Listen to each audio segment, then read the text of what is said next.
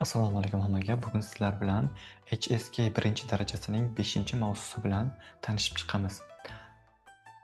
从第5个开始上课。5-mavzu. 他女儿今年20岁. Qizim bu yil 20 yoshda. Demak, biz birinchi bu mavzuni tanishishimizdan oldin ma'lum bir grammatik qoidalar va strukturalar bilan tanishib chiqamiz. Demak, birinchisi chi so'roq olmoshi va uning ishlatilishi. Xitoy tilida asosan G so'roq olmoshini ishlatishimiz uchun biz o'nta miqdor sondan kamroq bo'lishi kerak. Misol uchun siz aytishingiz mumkin: 你有几个汉语老师? Senda nechta Xitoy tili o'qituvchisi bor? Yoki Li 老师家有几个人? Li 老师 ustozning uyida necha nafar odam bor? Nechta a'zosi bor? Nechta qarindoshi bor? Oila a'zosi bor degan ma'noda. Va oxirgisi 你女儿几岁了? Sening qizing necha yoshga kirdi? Asosan 几岁了 bu kichkina miqdorda, ya'ni kichkinalarga nisbatan ishlatiladi. Keyingisi 几的用法 demak, bu grammatik qoidani asosan 4 qismga bo'lib o'rganamiz. Birinchisi miqdorni so'ragan paytimizda, ikkinchisi yoshni so'ragan paytimizda, uchinchisi sanalar va hafta kunlarni so'raganimizda va oxirgisi ketma-ketlik, ya'ni frequency'ni so'ragan paytimizda ishlatiladi. Demak, birinchisi, misol uchun siz so'rashingiz mumkin: sizda nechta qalaming bor yoki nechta ruchkang bor, nechta kitobing bor? Shunaqa ma'noda ishlatamiz. Demak, birinchi misolga qaraymiz. 你有几支笔? 我有5支笔. Misol uchun senda nechta qalaming bor? Menda 3ta qalam, menda 5ta qalam bor. Yoki keyingisi 桌子上放了几个苹果? 放了苹果多少? 几个? 5个. 5个苹果. Demak, 5ta. Va qayerda? Stolning ustida men 5ta olma qo'ydim. Shu miqdor kam. Demak, 10tadan kam. Shu paytda biz so'roq olmoshni ishlatamiz. Misol uchun siz darsga nechta kishi keldi deb savol bermoqchi bo'lishingiz mumkin. O'sha paytda 今天来了几位同学? Demak, bugun darsga necha kishi keldi? 8 kishi. 来了8位同学. Misol uchun 8ta. Va keyingisi yoshni so'ragan paytimizda asosan yoshi kichkinaroq bo'lgan bolalardan so'ragan paytda biz chini ishlatamiz. Misol uchun 小朋友, 你今年几岁了? Misol uchun: ey bolakay, sen bu yil necha yoshga kirding? Shunaqa ma'noda. Yoki keyingisi: 请问您的孩子几岁了? Kechirasiz, siz bolangizning yoshi nechida? O'sha paytda so'roq olmoshni ishlatamiz Xitoy tilida. Va uchinchi qism, biz sanani aytayotgan paytimizda bugun sana necha, bugun qaysi kun? O'sha paytda so'roq olmoshni ishlatamiz. Misol uchun: 今天星期几? 今天是星期二. 今天是星期三. O'sha paytda shu grammatik qoidani ishlatamiz. Va oxirgisi ketma-ketlik. Bu juda ham kam qo'llaniladi, lekin ma'lum bir miqdorda, ma'lum bir kundalik hayotda ishlatsa bo'ladi. Misol uchun: 你坐在第几排? Qaysi o'rindiqda, qaysi qatorda o'tirmoqchisiz, o'tiryapsiz? Misol uchun, siz agar kinoteatrga borsangiz va o'sha paytda ko'rishingiz mumkin o'rindiqlarni ketma-ketligi, birinchi, ikkinchi, uchinchi. O'sha paytda siz aytasiz: ey do'stim, san qaysi qatorda, qaysi o'rindiqda, qaysi nomerda o'tirasan degan ma'noda 你坐在第几排 deb aytishingiz mumkin. Yo oxirgisi: 这是你第几次来北京? Misol uchun, san nechinchi marta kelishing? 9-marta. 这是我的第一次来北京. Birinchi marta kelishim. O'sha paytda siz shu narsani ishlatishingiz mumkin. Va eng ko'p qo'llaniladigan holatlar. Misol uchun, siz juda ham boshlang'ich darajada va sizni kursdoshlaringiz bilan savol-javob, muloqot qilayotgan paytingizda ishlatishingiz mumkin. 你家有几口人? Oilangizda necha kishi bor? 我家有5口人. Baba, mama, 姐姐、妹妹 和我. Misol uchun. Va oxirgisi keyingi misol: 这个本子几块钱? Misol uchun, mana bu daftar necha pul turadi? Misol uchun, 10 yuandan kam turishi mumkin. To'g'rimi? 5 yuan. O'sha paytda siz aytishingiz mumkin 几块钱. O'sha paytda ishlatasiz. Va keyingisi: 我们班有几个男生? Bizning sinfimizda nechta o'g'il bola bor? Bilasiz, 女生、男生, 男同学、女同学. O'sha paytda siz shu grammatikani ishlatishingiz mumkin. Va oxirgi misol: 我们班有几个男生? Demak, 我们班有5个男生, 5个男的同学. Va oxirgisi: 你每天睡几个小时？Sen har kun nechta uxlaysan? 我每天睡2个小时, 5个小时, 8个小时. O'sha paytda siz ki so'roq olmoshi ishlatiladigan grammatik strukturani qo'llab gap tuzishingiz mumkin. Keyingisi, xitoy tilida raqamlar qanday aytiladi? Misol uchun biz aytishimiz mumkin 1dan 10gacha bo'lgan raqamni juda ham yaxshi bilsak, undan keyingi keladigan 100gacha bo'lgan sonlarni aytishimiz biz uchun juda ham oson. Misol uchun 1, 2, 3, 4, 5, 6, 7, 8, 9, 10. Misol uchun 10da 1dan to 10gacha bo'lgan siz sanoq sonlarni o'rgandikmi? Endi misol uchun 11, 21, 31, 45 deyishimiz biz uchun qiyin bo'lmaydi. Misol uchun agar biz 11 demoqchi bo'lsak, to'g'rimi? Mana bu yerda shi bor, to'g'ri? Shi, jia yi. Misol uchun shi yi. Misol uchun 15, shi hu, shi liu, shi qi. Misol uchun ketma-ket ketadi. Misol uchun 20, 20, 23, 23. Misol uchun shunaqa holatda. Yoki 50, 50, demak 56, 56. Yoki 88, 80, 88. Misol uchun 80ga qo'shamiz 8ni yoki 90. 90, birni qo'shsak 91, 92, 93, 94. Shunaqa holatda ishlatiladi va 100 100. 1dan 10gacha bo'lgan sanoq aytilishi bilsak, qanaqa yozilishi va 11, 21, 31 to 100gacha juda ham oson va ketma-ketlik o'sha struktura bo'yicha yoziladi. Keyingisi L. Demak, L ishlatiladigan gaplar qachon ishlatadi, qachon qo'llashimiz kerak? Asosan bu qo'shimchani biz o'zgarishlar sodir bo'lganda yoki ma'lum bir biz o'zimizni gapimizni tugatgan paytimizda ishlatamiz. Ma'lum bir holatga yetganda. Misol uchun, Li lao shi jinnian 50 岁了. Demak, ustoz 50 yoshga to'ldi. To'g'rimi? Oldin 49 bo'lgan, hozir 50 yoshda. Demak, nima bo'ldi? O'zgarish bo'ldi. O'zgarish bo'layotgan paytda biz la qo'shimchasini ishlatamiz. Demak, keyingisi 我朋友的女儿今年4 岁了. Demak, mening do'stimning qizi bu yil 4 yoshga to'ldi. Demak, oxirgisi ni de 女儿几岁了? 你的小女儿. Demak, 她的孩子几岁了? Demak, uning qizi, o'g'li, farzandi necha yoshda? Aytishimiz mumkin. Kichkinalar uchun 几岁 shu grammatikadan foydalanamiz. Keyingisi 了的用法分类. Demak, ishlatish tartibi, turlari asosan 2 qismga bo'ldik. Birinchisi, ma'lum bir ish harakatni tugatganimizdan keyin va nimadir sodir bo'ladi, to'g'rimi? Misol uchun, 我吃了饭. Men ovqat yedim. Demak, hozir och edim, ovqat yedim. Demak, nima qildim? Men ish harakat tugatdim. Ovqatni yeb bo'ldim. Va keyingisi, 他去了学校.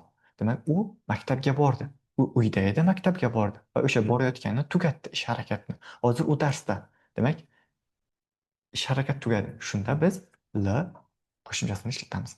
我看了一本书. Men bitta kitobni tugatdim, ya'ni o'qiyotgan edim, o'sha kitob tugadi. O'shanda lni ishlatamiz. Va mama mayli 苹果. Demak, olma sotib oldi. Oyim olma sotib oldi. Demak, oldin yo'q edi, to'g'rimi? Bozorga bordi. Nima uchun bordi? Olma sotib olish uchun borgan. Va olma sotib olgandan keyin, demak, ish harakatini tugatdi. Endi u qaytsa ham bo'ladi. O'sha paytda biz lni ishlatamiz. Va ikkinchisi, 表示情况变化，新情况出现. Misol uchun, yangi vaziyat sodir bo'lganda va bitta harakat o'zgarganda. Misol uchun, hozir bahor, to'g'rimi? Quyosh chiqadi, yomg'ir yog'adi, bulutli bo'ladi. 下雨了. Misol uchun, yomg'ir yog'di, to'g'rimi? Oldin qanaqa edi? Quyosh chiqqan edi. Demak, yomg'ir yog'di, bulut bo'ldi. Demak, holat o'zgardi. O'sha paytda ishlatiladi. Misol uchun, ustoz aytishi mumkin. Grammatikani tushuntiradi, hozir men tushuntirdim grammatikani, tushunmadingiz, to'g'rimi? Va o'sha tushunmadingiz, yana qayta tushuntirdim. O'sha paytda siz nima qildingiz? Tushundingiz. 我明白了. Men tushundim o'sha narsani. Siz oldin tushunganmisiz? Yo'q, tushunmagansiz. Hozir tushundingiz. Misol uchun, 他来了. Demak, nima bo'ldi? O'zgardi. O'sha paytda lni ishlatamiz. Va oxirgisi, 现在是春天了. Oldinchi, 之前是冬天, 现在春天. Demak, o'zgardi. Qachon o'zgardi? Yaqinda. O'shanda biz L grammatikasini ishlatamiz va keyingi grammatik qoida bu duoda so'roq qo'shimchasi va kelib chiqishi. Duoda. Misol uchun duo ko'p, da katta. To'g'rimi? Ikkalasini qo'shsak, qanchalik katta? Ni duoda ali. Shuning ichiga kirdi. O'sha paytda yoshni so'ragan paytda ishlatamiz duodan. 你女儿今年多大了？李老师多大了？ so'roq berganda nimani yoshni so'ragan paytda ishlatamiz. Keyingisi duodani ishlatish strukturalari va turlari qanaqa qilib qo'llaymiz? Albatta biz yosh so'raganda nienling, demak yosh so'raganda ishlatamiz va o'lcham da xiaoni so'ragan paytimizda ishlatamiz. Misol uchun 小朋友几岁了 o'sha paytda yoki agar biz yoshi kattaroq insonni o'zimizdan kattaroq bo'lsa, ota-onamiz bo'lsa, o'sha paytda nimani ishlatamiz? Duodan. Misol uchun, ni duoda, nin duoda nianji. Siz necha yoshda? 请问您多大年纪? O'sha paytda biz kattalar uchun nianji, duoda nianji, kichkinalar uchun ji sui. Va keyingisi o'lcham, miqdor, misol uchun qancha katta, xona qanchalik katta, kichkina yoki biror bir misol uchun daftarni qalinligi, kichkinaligi, to'g'rimi? O'sha paytda duoni qo'shib gap tuzamiz. Misol uchun, 这个房间多大? Bu xona qanchalik katta? 1 metr kvadrat, 2 metr kvadrat, 3 metr kvadrat o'shanda ishlatamiz yoki 你的脚多大? Oyog'ing nechi? 42, 43, misol uchun 40, misol uchun shu paytda ishlatishimiz mumkin yoki 这个城市多大? Misol uchun Pekin qanchalik katta? Beijing qanchalik katta? 很大, to'g'ri? Juda katta. 27-28 ta Toshkent hududiga to'g'ri keladi Pekinning kattaligi. Oddiygina misol o'sha paytda siz so'rashingiz mumkin. 这座城市多大?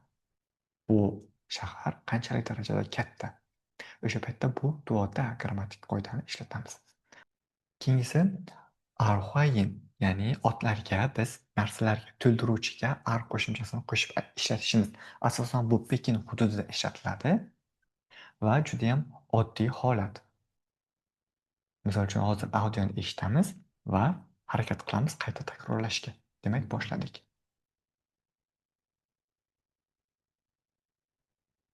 儿化的发音 The retroflex final.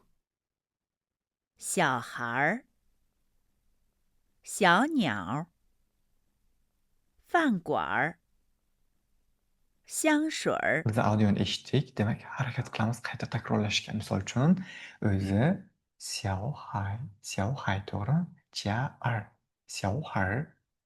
Demak arxoyin qo'shildi. Juda ham yoqimli eshitiladi. Yoki niyaoga ar qo'shamiz. Xiao niar, demak kichkina qushcha bo'ladi, to'g'rimi? Yoki oshxonaga qo'shamiz arni. Fanguar qo'shildi. Hammasiga qo'shilmaydi lekin. Hammasiga qo'shilmaydi. Ba'zi bir shunaqa qoidalar bor. Mana shu struktura bo'yicha qo'shib o'qishimiz mumkin. Asosan xitoyliklar o'ylashicha bu qizlarga mos bo'lgan, nima deydi? Muloyimlik xislati. Agar qizlar arxoyinni qo'shib ishlatsa, juda ham yoqimtoy va o'sha qizlik xislatlarini o'zida namoyon qiladi.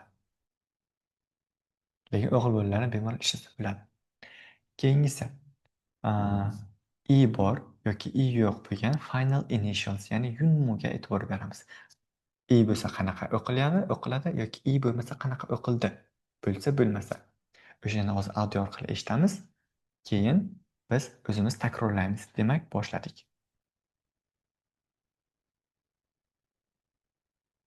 听录音并跟读，注意有一、无一时发音的区别。 Listen to the recording and read after it. Pay attention to the differences between the pronunciations of the finals with and without e. 啊，呀，耶，凹，腰，欧，优，安。烟昂央ong yung Demak, audioni eshitdik. Buni o'zimiz mustaqil ravishda harakat qilamiz. Qayta mashq qilishga. Keyingisi. U bor yoki u yo'q bo'lgan final, initial, oxirgi bo'g'inlar, ya'ni shu yumularga e'tibor berib harakat qilamiz. Ketidan qayta takrorlab mashq qilishga. Demak, audioni eshitishni boshladik.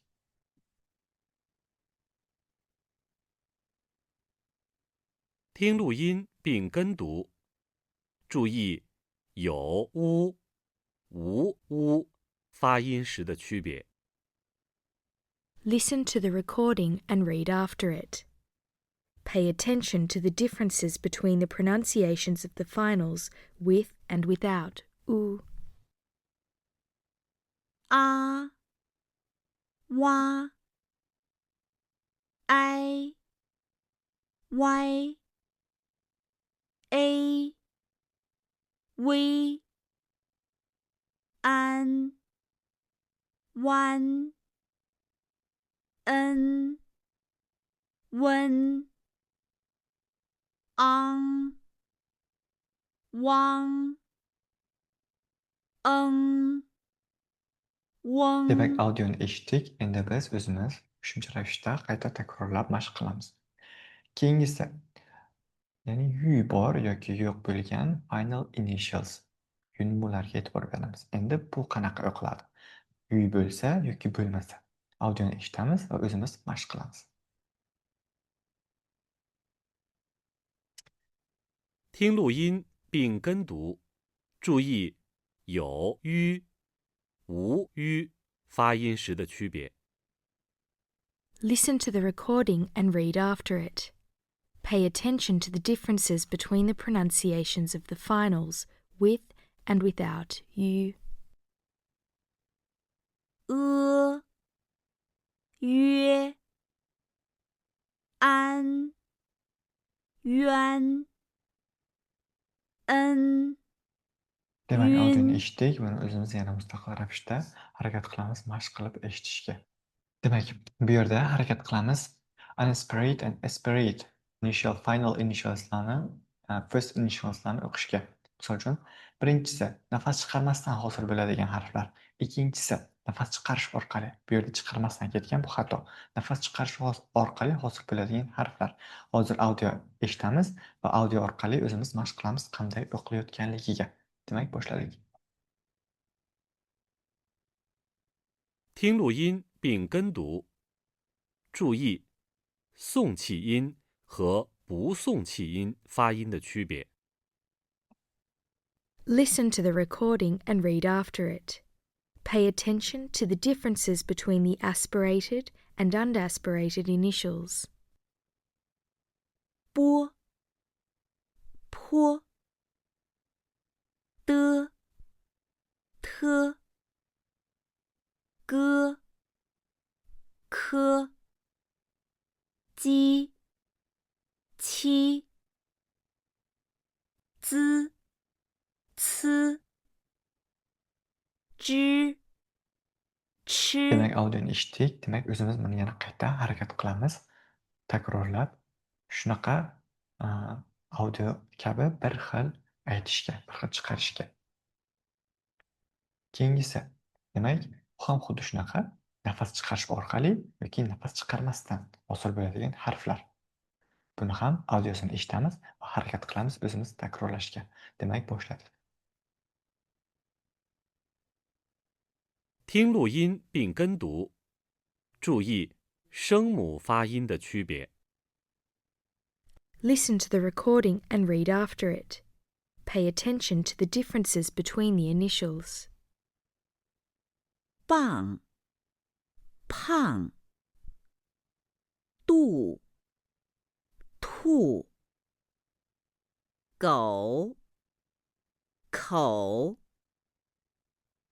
鸡七字刺桌 Demak, 车 audioni eshitdik. Buni yana o'zimiz xuddi avvalgilarga o'xshab qayta eshitamiz va mashq qilamiz shunaqa bir xil talaffuz qilishga. Keyingisi A, O, E bilan boshlanadigan bo'g'inlardan oldin apostrof tutuq belgisini qo'yish qoidasi. Misol uchun, agar biz A, O, E bilan boshlanadigan bo'g'in bo'lsa, harf bo'lsa, o'shandan oldin biz nima qo'yamiz? Tutuq belgisini qo'yamiz, ya'ni ajratish uchun. Agar tutuq belgi qo'ymasak, xuddi shunaqaga o'xshaydigan iyerogliflarga o'xshab ketadi va uni xato o'qib qo'yishimiz mumkin. Keyingi betda misol ko'ramiz. Hozir biz audioni eshitamiz va harakat qilamiz, qanaqa farqlanyapti bitta tutuq belgisi orqali. Demak, audioni eshitamiz. 听录音并跟读，注意有无隔音符号的不同。 Listen to the recording and read after it. Pay attention to the differences between the words with and without the syllable dividing mark. 飘，皮袄，先，西安，街，饥饿，江，激昂，发难，翻案，反感，方 Demak, 案， audioni eshitdik. Misol uchun, mana bunga e'tibor beramiz. Sian, ya'ni barvaqtroq, oldinroq, to'g'rimi? Sian bu Sian shahri. Bitta tutuq belgisi orqali ikki xil ma'no anglatyapti. Yoki misol uchun, jie qabul qilib olmoq, jie esa tutuq belgisi orqali nima bo'ladi? Judayam och qolmoq degan ma'noda keladi. Shu narsaga alohida e'tibor beramiz. Endi iyeroglifni qanday oson yoza olamiz? Misol uchun, agar biz shu paytgacha o'rgandik shu, chi, go, chi, mango, shunaqa narsalarni o'rgandik. Endi yana boshqa bir pie. Agar biz suv kalitini yozmoqchi bo'lsak, pie, shu, go, pie. Xuddi shunaqa shaklda yozamiz. Yoki ayol kalitini yozmoqchi bo'lsak, bu yerda pie, tien, keyin pie bo'ladi. Keyingisi iyeroglif qanday kelib chiqqan? Demak, birinchi suv kaliti oldin shunaqa holatda bo'lgan va hozir oldingi holati xuddi daryodan oqayotgan suv, shildirab oqayotgan suvga o'xshaydi va hozirgi holatda ko'rinishi suv iyeroglifini. Va keyingisi ayol iyeroglifi. Ayol iyeroglifi oldin mana shunaqa holatda bo'lgan va hozirgi holati shunaqa holatga kelib qolgan. Ayol bilan boshlanadigan iyerogliflar juda ko'p. Suv bilan boshlanadigan ham suvni kichkina shakli unaqa bo'ladi. Soddalashtirilgan. Aslida asl holati bunaqa. Keyin suv kaliti mana bunaqa holatda. Keyingisi. Misol uchun L, to'g'rimi? Shunaqa holatda bu yozilgan oldin. Qanaqa yozilishi? Mana. Yoki ta, katta. Kichkinani teskari holati. Juda katta. Odamga o'xshab ketadi. Katta, juda bahaybat degan ma'noda. Keyingisi iyeroglif yozish ketma-ketligi. Bilamiz, xitoy tilida yo tepadan pastga yoki chapdan o'ngga yozish kerak. Misol uchun bunda birinchi tashqarisi yoziladi, 4 yozmoqchi bo'lsak. Keyin ichkarisi yoziladi. Misol uchun birinchi harakat, ikkinchi harakat, uchinchi harakat va 4-chi harakat. Shunaqa holatda yoziladi. To'g'rimi? Yoki bu mamlakat, davlat deb yozmoqchi bo'lsak, mana birinchi harakat, ikkinchi harakat, 3, 4, 5, 6, 7 va 8. Mana xuddi shunaqa ko'rinishda yoziladi. Yoki keyingisi o'rtadan yoziladi va ikkita tomonga. Birinchi mana o'rtasi yoziladi, keyin ikki tomonga yoziladi. Kichkina yoki suv kaliti ham xuddi shunaqa. Birinchi o'rtasi yoziladi, keyin mana bo'ladi, tepaga, pastga tushiladi. E'tibor berishimiz kerak ketma-ketlikka. Endi matnni o'qiymiz va audioni eshitib harakat qilamiz o'zimiz qayta takrorlashga. Demak, audioni eshitishni boshladik. 第5课，他女儿今年20岁。 Lesson 5. Her daughter is 20 years old this year. 课文一， Text 1. 你家有几口人？我家有3口人。 New words. 家有 Audioni eshitdik, buni o'zimiz yana qayta Qov. takrorlaymiz va mashq qilamiz. Misol uchun, birinchi gapda你家有几口人? Sening oilangda necha kishi bor? Necha nafar kishi bor? 我家有3口人. 3 kishi bor ekan. 家 bu oila degani, 有 bor, 没有 yo'q yoki 口 nafar. Bu hisob so'z. Keyingi matnni ham o'qiymiz, audiosini eshitamiz va harakat qilamiz o'zimiz qayta takrorlashga. Demak, audioni eshitishni boshladik.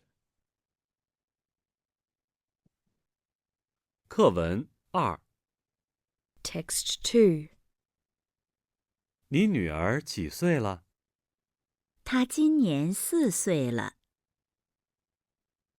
New words. 女儿几岁了？今年 Demak, 你女儿几岁了? Demak, sening qizing necha yoshga kirdi? Keyingi onam aytyapti. 她今年4岁了. Bu yil 4 yoshga kirdi. Shu paytda yangi so'zlar, bu女儿, bu qizi, qiz degani, ji, necha, qancha, how many, how much emas, how many, necha yoshda, yoki so'y, bu yosh. L bu o'zgarishni bildiradi. Jinian bu yil degan ma'noda keladi. Bu matnni o'zimiz qayta o'qiymiz, audioni eshitamiz va yana qayta takrorlaymiz. Keyingisi, bu matnni ham o'qib, audiosini eshitib, o'zimiz harakat qilamiz ketidan qaytarishga. Demak, audioni eshitishni boshladik. 课文3， Text 3. 李老师多大了？她今年50岁了。他女儿呢？她女儿今年20岁。 New words. 多 Demak, audioni eshitdik, demak biz harakat qilamiz Da. tarjima qilishga. Li laoshi duo dala. Demak, Li ustoz necha yoshga kirgan? Ta jinnian 50 岁了. Ustoz u bu yil 50 yoshga kirdi. Ta nuar ne? Ta nuar jinnian 20 岁. Demak, uni qizi 20 yoshda ekan. Demak, duo demak ko'plikni bildiradi, darajani bildiradi, miqdorni. Ta esa kattaligini, ya'ni yoshga nisbatan ham, o'lchamga nisbatan ham ishlatiladi. Keyingisi savollar. Mana quyidagi savollarga endi biz harakat qilamiz o'zimiz javob berishga. 你家有几个人？你今年多大了？你的汉语老师今年多大了？你的中国朋友家有几个人？你的中国朋友今年多大了？ So'rchi mana shu savollarga biz javob beramiz. Hozir o'zim tayyorlagan namunani o'qib harakat qilamiz, xuddi shunaqa shaklda o'zimiz savollarga javob berishga. Demak, namuna. 你家有几个人？我家有3个人。谁？爸爸妈妈和我。3 kishi, to'g'rimi? 你今年多大了? So'rchi, sen necha yoshga kirding? 我今年20岁了. 20 yoshga kirdim. Yoki 10岁了, 10 yoshga kirdim. Keyingisi. 你的汉语老师今年多大了? Sening Xitoy tili ustozing necha yoshga kirdi? 我的汉语老师今年20岁了. Mening Xitoy tili ustozim 20 yoshga kirdi. Buni shunaqa tarzda o'zimiz harakat qilamiz savollarga javob berishga. Keyingisi. 你的中国朋友家有几个人? Sening Xitoy do'stingning oilasida uyda necha nafar oila a'zosi bor? demak aytishingiz mumkin. 我的中国朋友家有4个人, 4 kishi bor. Yoki keyingi savol. 你的中国朋友今年多大? Misol uchun sening Xitoy do'sting necha yoshda?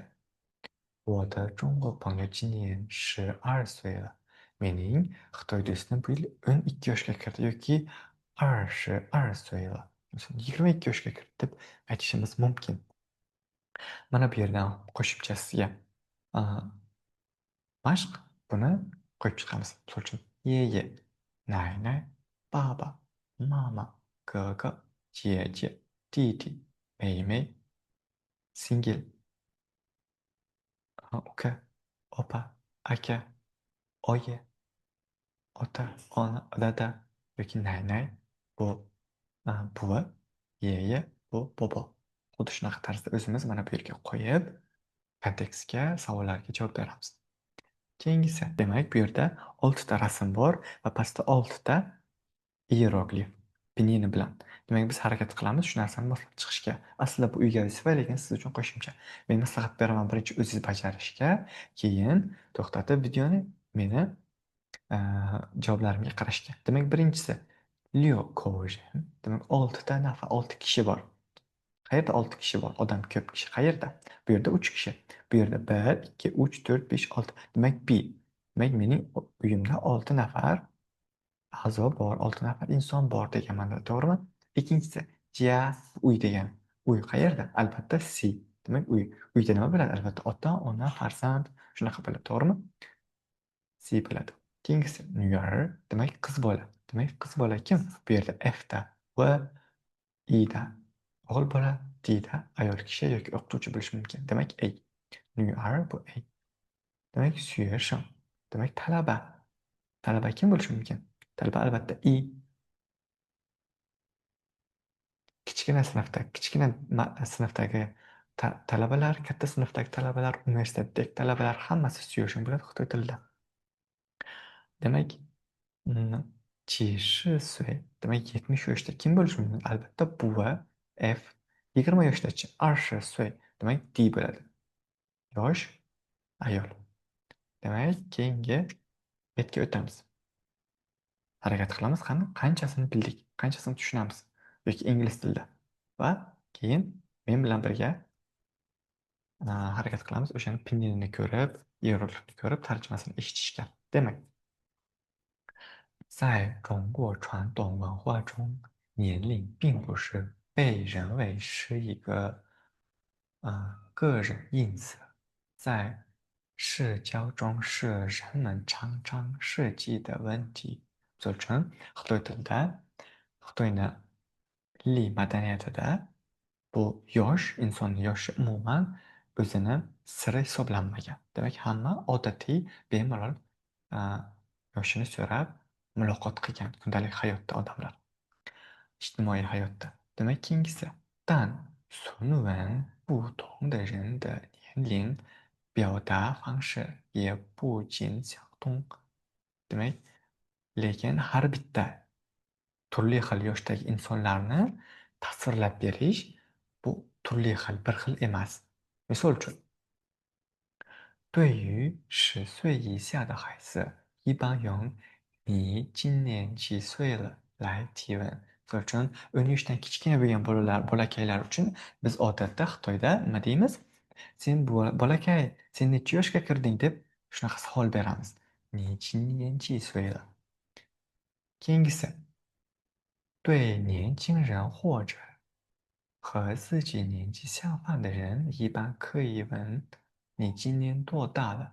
Agar siz yoshroq, o'rta yoshli, misol uchun 25, 20, 30 yoshlardagi odamlarga nisbatan siz yoshini so'ramoqchi bo'lsangiz, 你今年多大了 deyishingiz mumkin. Yoki oxirgisi 出于对长者的尊敬，询问年长的人的年龄，则一定要用您今年多大年纪了. Agar siz yoshi kattaroq insondan yoshini so'ramoqchi bo'lsangiz, siz aytishingiz mumkin, 您今年多大年纪了? Siz bu yil necha yoshga to'ldingiz deb savol berasiz. Demak, 谢谢大家的观看，下次见，拜拜。